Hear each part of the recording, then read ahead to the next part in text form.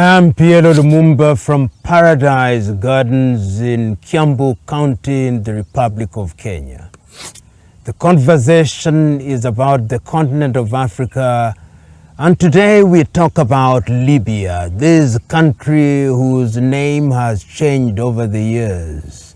At one time, the Republic of Libya, at one time, the Libya Arab Jamahiriya. The history of Libya is a checkered history, and history teaches us that at one time the Greeks controlled Libya. It teaches us that the Ottoman Empire controlled Libya. It teaches us that the Italians controlled Libya. It teaches us that the French were present in Libya. It teaches us that the British were present in Libya, and we know Libya a lot more recently when King Idris I was the king of Libya, and Libya came into prominence in 1969 when a group of young soldiers led by Muammar al-Gaddafi overthrew the monarchy of King Idris I. When that happened, it was a revolution that had been inspired in many ways by the revolutionary characteristics of individuals such as Gamal Abdel Nasser. And Muammar al-Gaddafi did a number of things which brought Libya into prominence. He first of all took the view that Libya should be a Muslim country and changed its name to the Arab Jamahiriya of Libya. He took the view that Libya should not be a monarch. He took the view that Libya should be a country which should have a different model of government. And when one reads the Green Book, one sees how he constituted the government, and he himself said that he was out of government and he was merely the leader of the revolution. In that regard, he also took the view that Libya was a country that was going to create a revolution of a unique kind.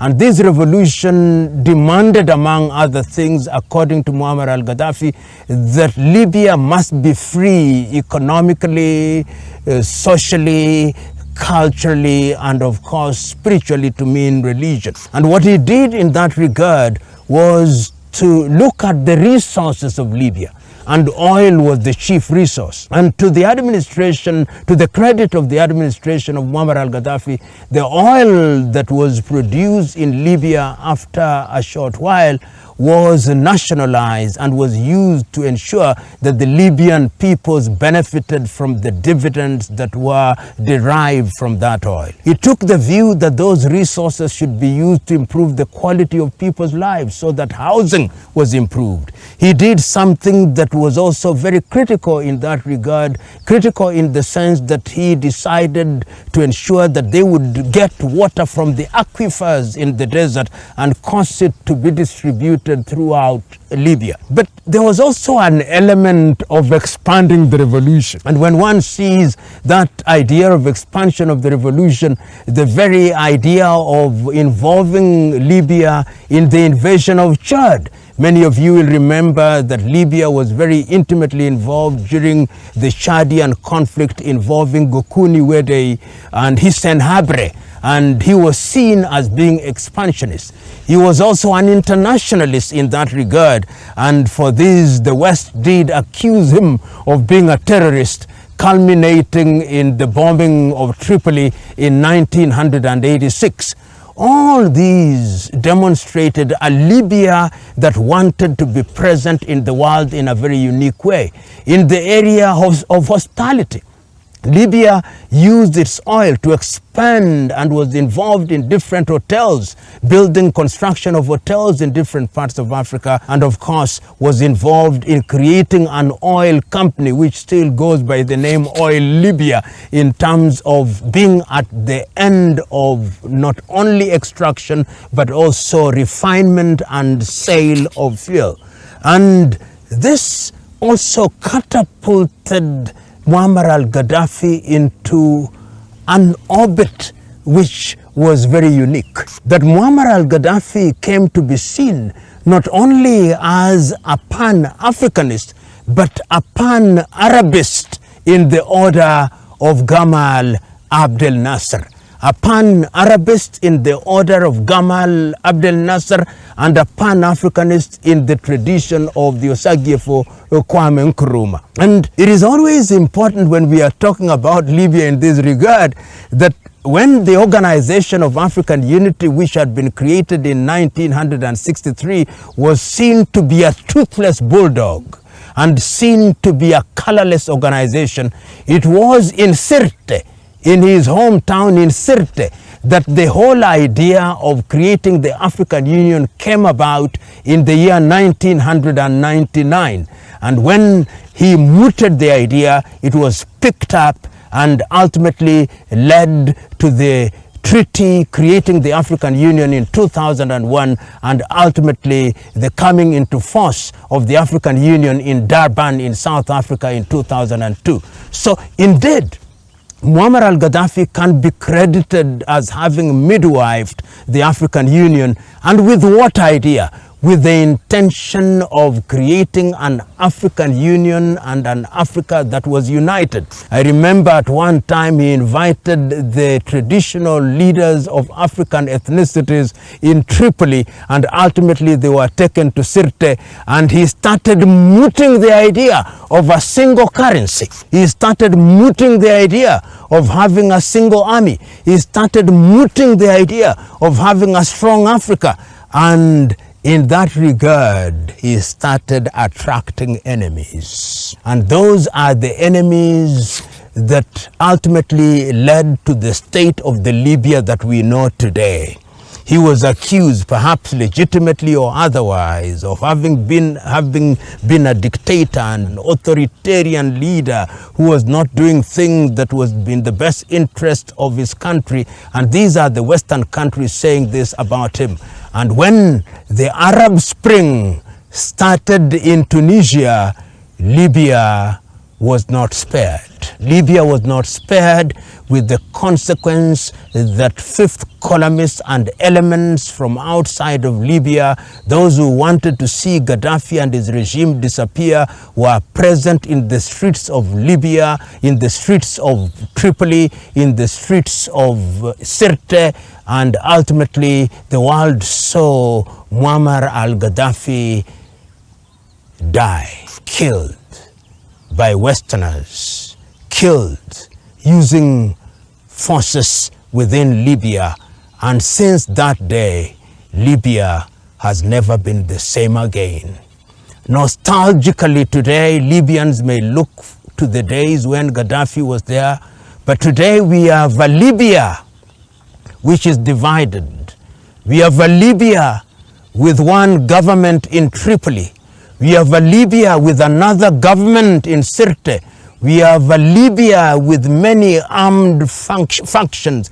We have a Libya where all the things that have been realized, where the oil no longer benefits the people. We have a Libya where the houses that were built are no longer there. We have a Libya where young people have no opportunities. We have a Libya where terrorists are alive and well. We have a Libya where traffickers of women and traffickers of children now use as a gateway to the deadly waters of the Mediterranean on their way to Italy. That is the Libya that we have today. It is a Libya that is divided, it is a Libya that has been destroyed. And when one looks at Libya today, and when one looks at the crystal ball, and when one looks at the emergence of all these armed factions, one sees a Libya that has been brought down, a Libya that will take generations to rebuild, a Libya that is now good for the exploitation of Western powers, a Libya where we nostalgically ask ourselves, and I have had conversation with many Libyans, and they say Muammar al-Gaddafi had his many flaws, as do many human beings, but the West destroyed that country. As I speak to you now, it is beginning to emerge that during the administration of President Obama and during the secretaryship of Mrs. Clinton, we have information which will soon be in the public domain, demonstrating that the Americans and the British had decided that Gaddafi was going to be eliminated regardless. They were accusing him, as we know, of Lockerbie. They were saying that he must compensate. And ultimately, therefore, the question is, what is the fate of Libya? What is the status of Libya? The Libya that I see is a pale shadow of herself. The Libya that I see is a Libya that is a jungle. The Libya that I see is a Libya whose resources are now being exploited for individual purposes. The Libya that I see is a Libya that is now a breeding ground for conflict. The Libya that I see is a Libya that is going to be exploited by Western companies. The Libya that I see is a Libya which is going to take eons to recover. The Libya that I see is a Libya that is going to be in a state comparable only to Lebanon. You and me remember that Lebanon gave the English language a word called Lebanonization. Perhaps there is going to be another word called Libyanization to mean a country which has broken down because all institutions have been crippled. And why are they crippled? They are crippled because in that part of the world there emerged a leader with fault like all of us, but who wanted a united Africa. Because there emerged a leader in that part of the world that wanted his people to be free. And there are elements within the Western world, within the conceptual West, that do not want such leaders to thrive. They are denied oxygen and they are eliminated in the manner that they eliminated Muammar al-Gaddafi. And we have written the obituary of that Libya, but we pray and hope that like the phoenix before it, Libya will emerge. Can Libya emerge? I believe it can. And this is how I see the function of Africans of goodwill, African institutions, and efforts have been made to try and reconcile the factions which are fighting from different parts of Libya.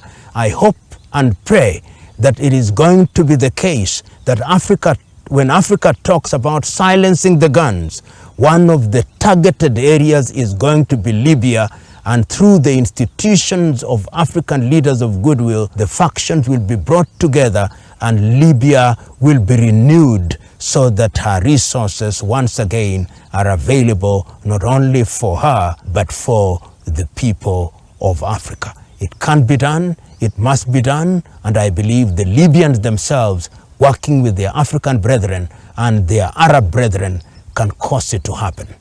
It must be done.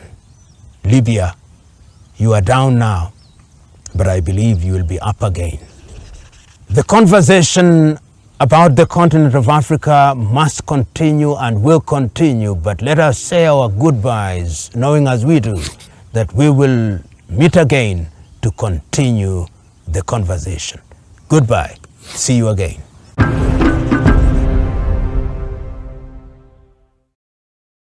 The world is changing, and so is Africa's reality. Political shifts, new partnerships, and economic opportunities. And we're here to uncover why and how it's done. What do the billion-dollar IMF loans have to do with the Kenyan unrest?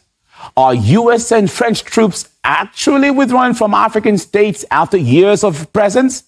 Is Europe's so-called green agenda so green and helpful after all? Why are more and more African countries increasing trade with Russia? And how is Britain lending Africa the treasures London looted?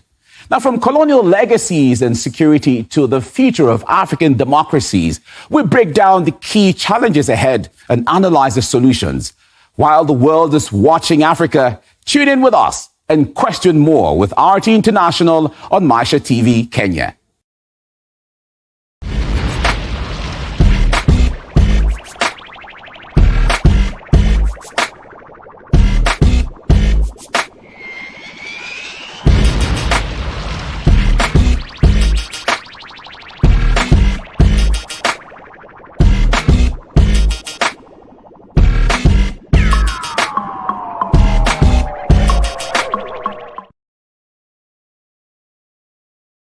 problem number one is leadership in Africa. What can we do for Africa? That was a wrong question. The right question was, what can we do with Africa? What Africa do we want? Africa had to seek first the political kingdom, and the rest would be given unto them. Unfortunately, we sought and obtained the political kingdom, but there is still a debate as to whether the rest has been given unto us. Half of our people here are below 20 years old. Yes? Look at the average age of our presidents. It's about 63, 64 years old. We're the only continent in the world where we have presidents at 90 years old starting new terms. I mean, you guys are crazy or what?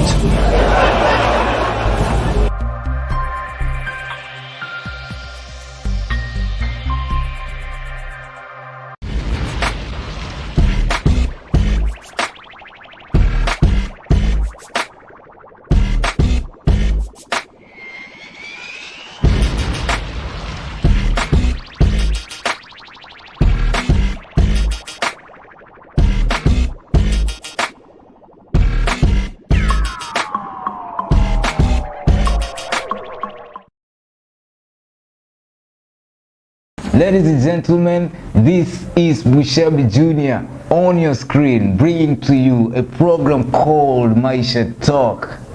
This is where we build your capacity to achieve your dreams and visions. One thing I've learned in life is nobody can ever tell you that you can never be anything or achieve anything in this world. Shut them down. You can achieve anything in this world. And in this program, that is what we are talking about. Principles, attitudes, belief systems, where you are going to gain a lot. You're better off than anybody who's not going to watch this program. This is going to change your life. It's big, it's fun, it's educating, it's entertaining. Right here on Maisha Television, where you choose it, you watch it, and you definitely love it.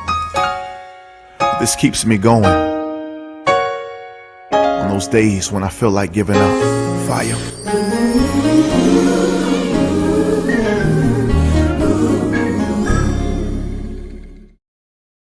Do not want the money or properties achieved in a corrupt way. Badala ya kusaidia watoto wadogo wadogo katika academy za sport, wewe kazi yako imekuwa kila weekend unakuja kwa matanga kutukana viongozi. Wewe ni waziri wa michezo ama waziri wa matanga na masuala za ndani. Sasa wewe unatuambia nini? This government is going to punish you more than they will punish me. Tuko na mheshimiwa Eugene, tuko na mheshimiwa Lusaka na mheshimiwa Wetangula. I have no problem. I have full confidence in the agencies that we have to do their job. People out there bandying my brother yesterday. Me, I've said, if he's guilty, aendelee. Lakini hata nyinyi mkuwe na mshike rada. Sasa nyinyi wakati ya kufanya kazi mnasema tafuta Ruto, lakini siku ya kupiga kura mnaniambia tipping. Sasa nyinyi kweli mko na plani?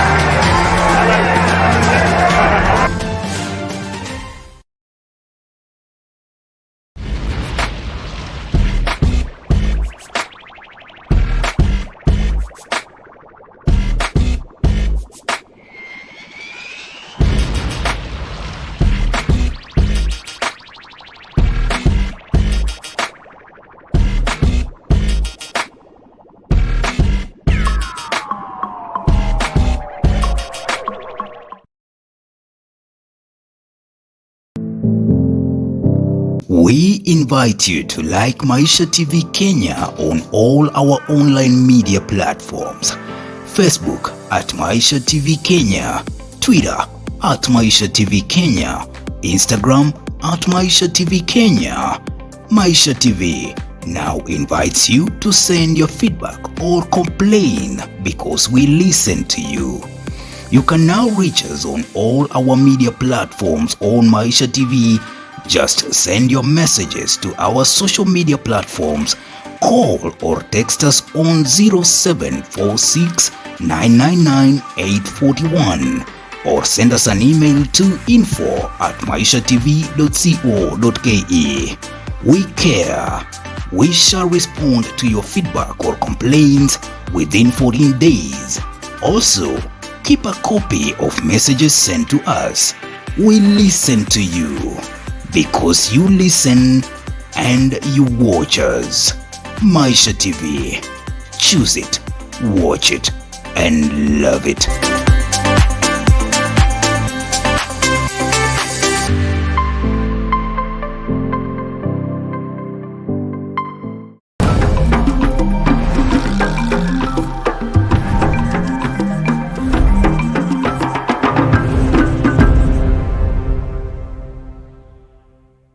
I am Pierre LUMUMBA here at the Swara Acacia Conservancy in Machakos County in the Republic of Kenya.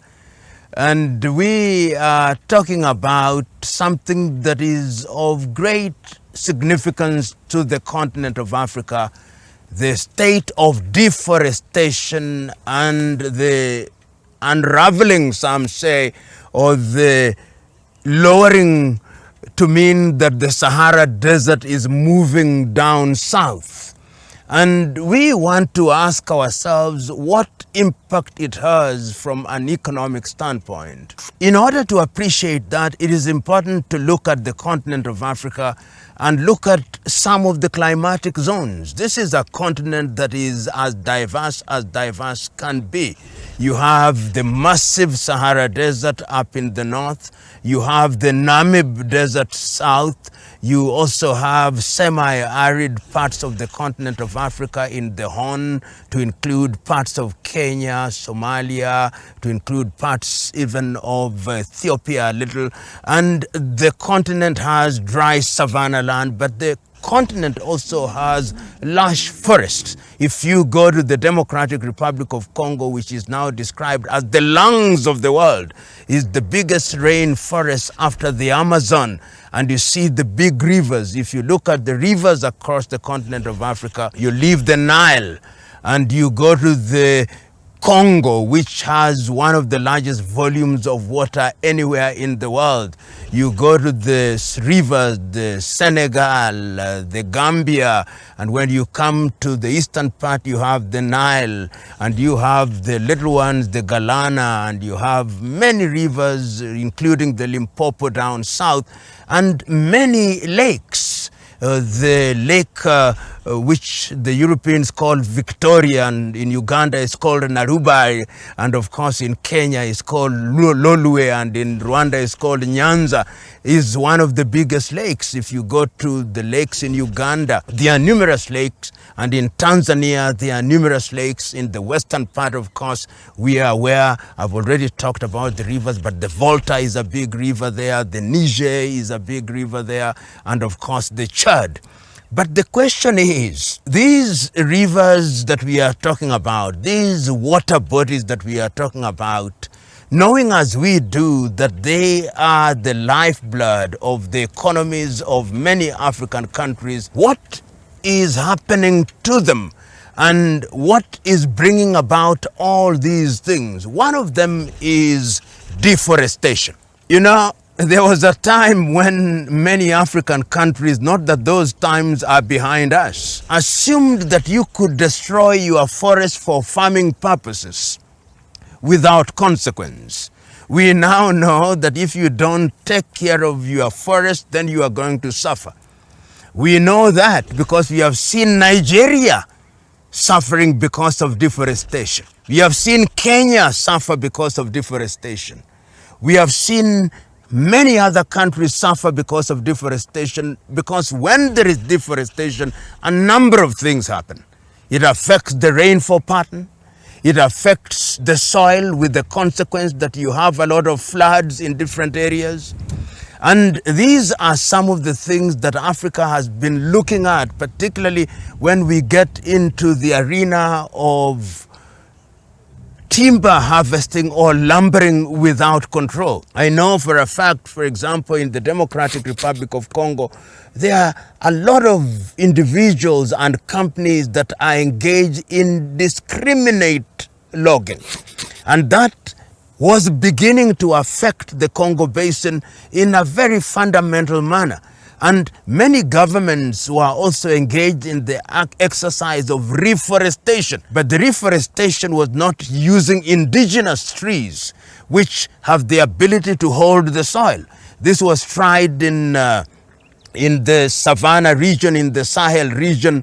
They introduced new varieties way from Burkina Faso to Senegal, and that has not helped. And one needs to analyze the impact of deforestation and the impact of the expansion of the Sahara Desert to the economies of African countries. Let us look at Chad. The Chadian basin is one of the most important basins for purposes of farming and fishing. In the last 20 years, the Chad basin has shrunk by more than 70%. The net effect is that the fisher community in those areas have no economic activity. The reason why you see, for example, in Ghana, you have this artisanal gold mining which is polluting the waters called Galamsey, is because there is no economic activity. And not only that, in the Chadian region, you come to the Nile, for example. The Nile has not had its water volume reduced in a dramatic way. But the Egyptians are now worried that if the desert continues in the manner that it is, then agriculture in Egypt is going to be affected. And as regards the Nile, we know that when the British controlled that part of the world in 1929, there was a treaty. In 1959, there was a treaty. And these treaties were designed to ensure that the use of water is controlled from the source of the Nile to mean the areas in Kenya, Uganda, Tanzania, Rwanda, Burundi, even up to Ethiopia, which has the blue and white Niles.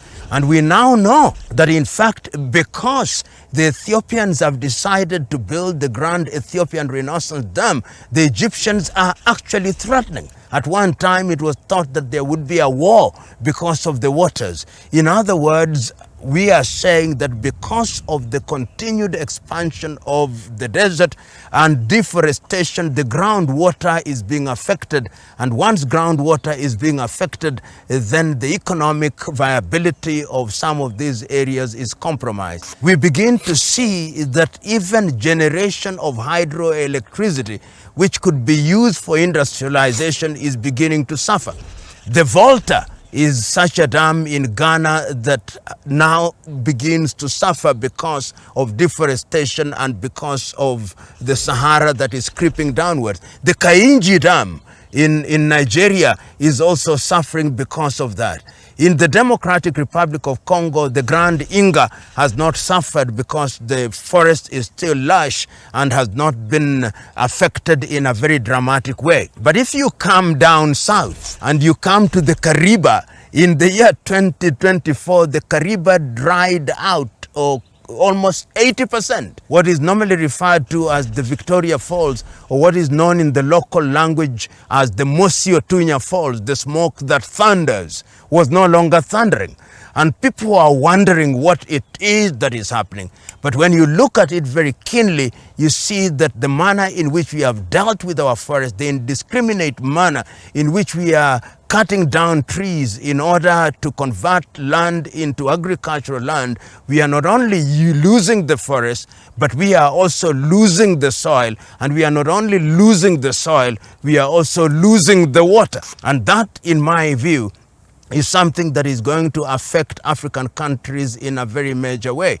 In the East African region, if you go to a country such as Kenya, it is now emerging that most of our water bodies are either dead or dying.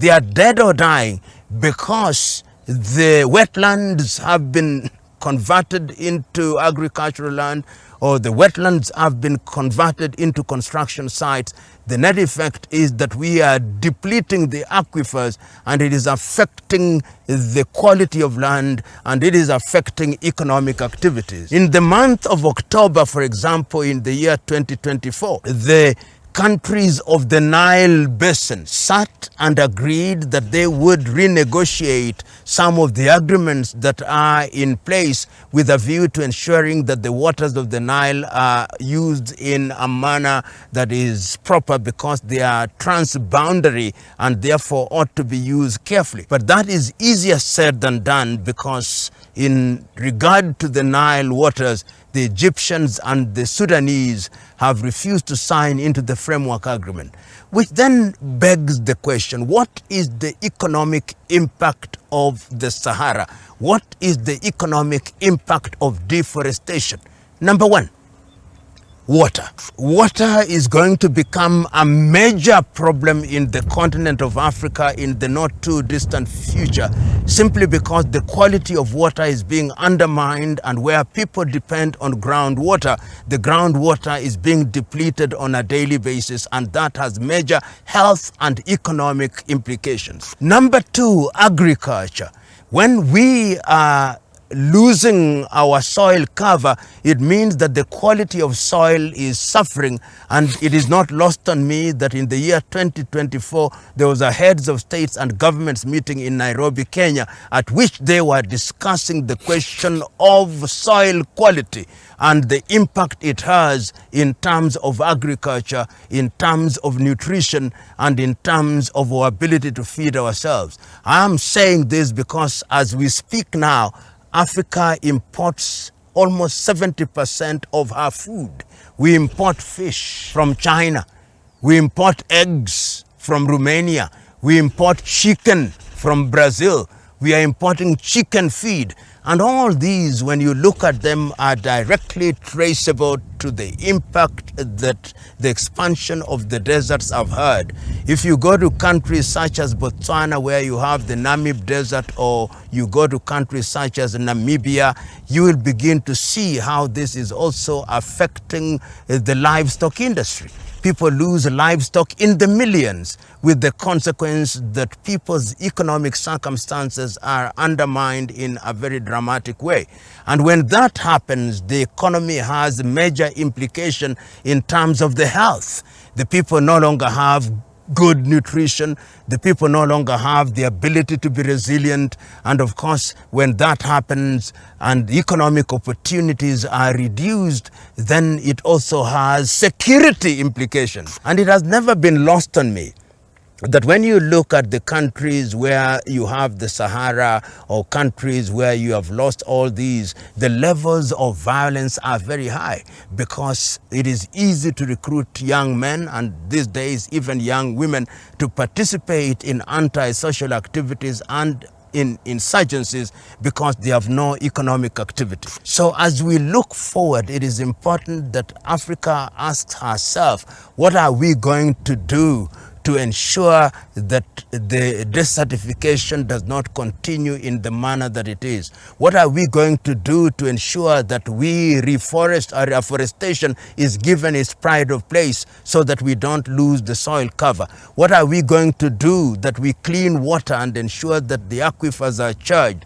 What are we going to do on the critical question of climate change? Our participation in the conversation around climate change should not be reliant on what is happening in Europe by dint of carbon credit. We should, as a continent, ask ourselves fundamental questions, particularly in the context of Africa Agenda 2063, which promises that it will deliver Africa into an orbit of sustainable development and will ensure that we are capable of feeding ourselves. All these things are critical. And anybody who thinks that the desertification, the expansion of the Sahara is something that we can continue to ignore must know that it is a luxury that we cannot afford. Anybody who holds the view that we can continue to cut down our trees with abject abandon without consequence is deluding themselves, because history and nature are very harsh and they visit pain upon those people who ignore them. And I am of the view that the time is now to get into the arena and begin to do that which is right, to arrest desertification and to stop deforestation and begin serious programs of reforestation. The conversations on the continent of Africa on diverse issues continues apace. But let us say our goodbyes for the moment, and we see you on another occasion as we continue with the conversation.